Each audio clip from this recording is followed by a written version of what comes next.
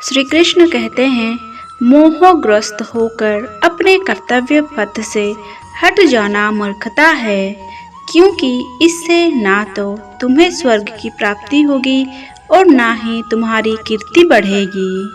किसी और का काम पूर्णता से करने से कहीं अच्छा होता है अपना काम करें, भले ही उसे अपूर्णता से करना पड़े। उससे मत डरो जो वास्तविक नहीं है, ना कभी था ना कभी होगा। जो वास्तविक है वो हमेशा था और उसे कभी नहीं किया जा सकता। श्री कृष्ण कहते हैं, अगर तुम अपना कल्याण चाहते हो तो सभी उपदेशों, सभी धर्मों को छोड़कर मेरी शरण में आ जाओ। मैं तुम्हें मुक्ति प्रदान करूंगा। जो मन की नियंत्रित नहीं करते, उनके लिए वो शत्रु के समान कार्य करता है। मान अपमान, लाभ हानि, खुश हो जाना या दुखी हो जाना, यह सब मन की शरारत है। लोग आपके अपमान के बारे में हमेशा बात करेंगे। सम्मानित व्यक्ति के लिए अपमान मृत्यु से भी बदतर है। आत्मा ना तो जन्म लेती है, ना कभी मरती है, और ना ही उसे कभी जलाया जा सकता है, ना पानी से गीला किया जा सकता है। आत्मा अमर है और अविनाशी है। श्री कृष्ण कहते हैं, अंतकाल में जो मनुष्य मेरा स्मरण करते हुए देह त्याग करता है, वो मेरी शरण में आता है। इसलिए मनुष्य को चाहिए कि अंतकाल में मेरा चिंतन करें। प्रहलाद जैसा विश्वास हो, विल्लनी जैसी आस हो, द्रौपदी जैसी पुकार हो, मेरा जैसा इंतजार हो तो कृष्ण को आना ही पड़ता है। जब हम स्वयं जीवन के शिल्पकार हैं, तो चलो हम अपनी मुश्किल को हराते हैं, जीवन में मुस्कुराते हैं। जीवन में आधे दुख इस कारण जन्म लेते हैं क्योंकि उनसे आशाएं बड़ी होती है। इन आशाओं का त्याग करके देखो, जीवन में सुख ही सुख होगा। जो दूसरों की तकलीफों को समझते हैं, जिनमें दया है, दिल से अच्छे हैं, उन्हें दोबारा जन्म लेना नहीं पड़ता। यदि कोई व्यक्ति प्रेम से, भक्ति से पुष्प, फल, जल भी मुझ पर चढ़ा देते तो उसी भाव से उसे स्वीकार करता हूँ, वो मेरा प्रिय भक्त होता है। मन की गतिविधियों, होश, श्राप और भावनाओं के माध्यम से भगवान की शक्ति सदा तुम्हारे साथ है और लगातार तुम्हें बस एक साधन की तरह प्रयोग कर सके सभी कार्य कर रही है।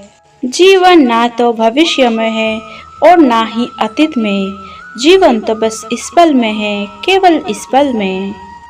प्रेम एक ऐसा अनुभव है जो मनुष्य को कभी परास्त नहीं होने देता, और घृणा एक ऐसा अनुभव है जो मनुष्य को कभी जीतने नहीं देता। लोग कहते हैं अपनों के आगे झुक जाना चाहिए, किंतु सच बात तो ये है, जो अपने होते हैं वो कभी झुकाने नहीं देते। इस संसार में मूर्ख व्यक्ति, अधर्मी, अज्ञानी, वो नास्तिक प्रकृति का व्यक्ति मेरी शरण स्वीकार नहीं कर सकता। प्रेम और आस्था दोनों पर किसी का जोर नहीं, ये मन जहाँ लग जाए वही इस पर नजर आता है। जीवन में आधे दुख इस कारण जन्म लेते हैं क्योंकि हमारी आशाएं बड़ी होती है। इन आशाओं का त्याग करके देखो, जीवन में सुख ही सुख है। राधा कृष्ण का मिलन तो बस एक बहाना था, दुनिया को प्यार का सही मतलब समझाना था। राधा ने श्री कृष्ण से पूछा, प्यार का असली मतलब क्या होता है? श्री कृष्ण ने हंसकर कहा, जहाँ मतलब होता है वहाँ प्यार ही कहाँ होता है। जब आप प्रभु के साथ जुड़ जाओगे तो आपकी परीक्षा आरंभ हो जाएगी। कुछ लोग इसे दुख समझते हैं तो कुछ लोग प्रभु की कृपा। बुरे कर्म करने नहीं पड़ते, हो जाते हैं, और अच्छे कर्म होते नहीं, करने पड़ते हैं। अहंकार मत कर किसी को कुछ भी देकर, क्या पता तू दे रहा है या पिछले जन्म का कर्ज चुका रहा है। फल की अभिलाषा छोड़कर कर्म करने वाला पुरुष ही अपने जीवन को सफल बनाता है। स्वार्थ से रिश्ते बनाने की कितनी भी कोशिश करें वो कभी नहीं बनते हैं, और प्रेम से बने रिश्ते को कितना भी तोड़ने की कोशिश करें वो कभी नहीं टूटते। जीवन में समय चाहे जैसा भी हो परिवार के साथ रहो। खुश हो तो बढ़ जाता है और दुख हो तो बढ़ जाता है। हर कीमती चीज को उठाने के लिए झुकना ही पड़ता है।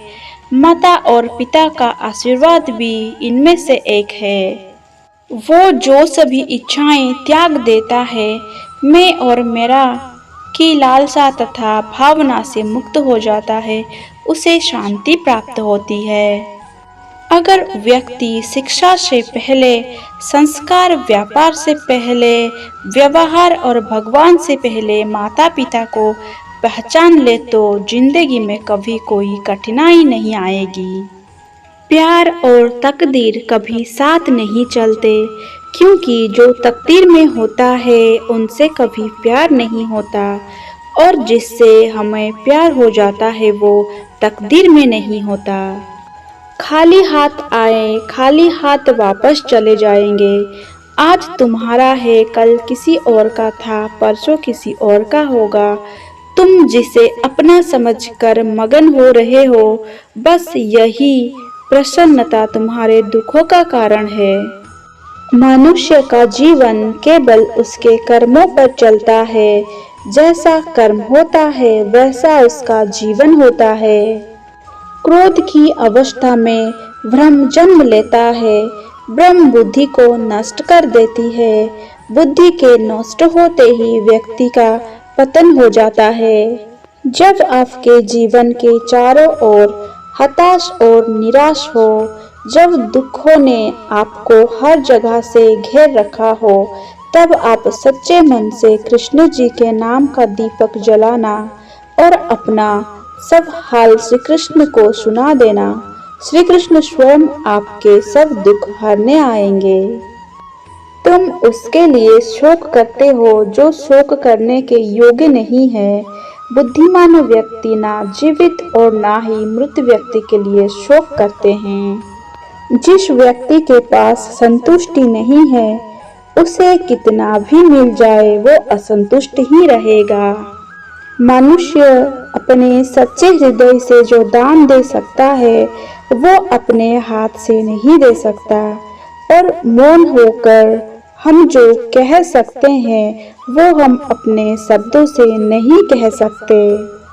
जिंदगी में सदैव अवसरों का आनंद लेना चाहिए, लेकिन किसी के भरोसे को तोड़कर नहीं। इस संसार में मनुष्य किसी भी रूप में बड़ा नहीं होता, बल्कि मनुष्य के पीछे तो ताकत खड़ी होती है, वो ज्यादा बड़ी होती है। अगर कोई मनुष्य हमारे साथ बुरा कर रहा है तो उसे करने दो, ये उसका कर्म है और समय उसके कर्म का फल उसे जरूर देगा।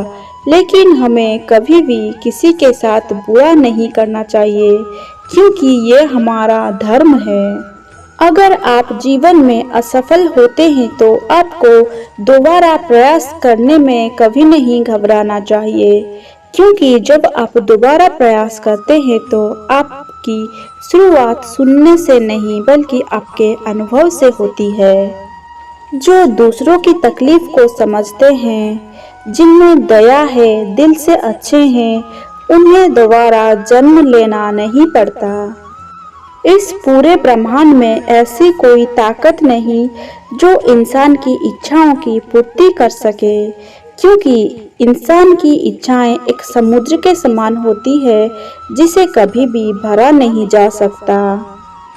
इंसान का मुश्किल वक्त उसके लिए एक दर्पण की तरह होता है जो हमारी क्षमताओं का दर्शन हमें करवाता है। ईश्वर ने हमारे भाग्य में जो लिखा है उसे हमसे कोई नहीं छीन सकता, लेकिन अगर हमें अपने ईश्वर पर सच्चा भरोसा है तो हमें वो भी मिल सकता है जो हमारे भाग्य में नहीं लिखा होता।